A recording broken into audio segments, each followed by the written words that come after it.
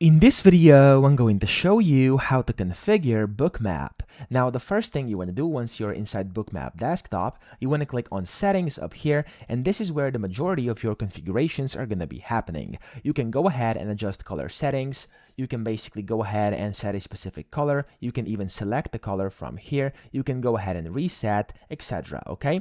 Now, the second tab is going to be configuration. So this is where the main configuration is going to be happening. Here you have the generals. You can basically turn on or off different things. So you can show, for example, zoom buttons. You can basically enable these drag modes, etc. So there's a bunch of different things you can go ahead and enable or disable over here. And then here you can set your screenshot timestamp positions, your exit actions. You can also set up different order displays. So of course, however you want it to look, you can go ahead and customize your data display and then notifications as well here at the bottom. So this already gives you a lot of different customization you can basically use to configure your Bookmap.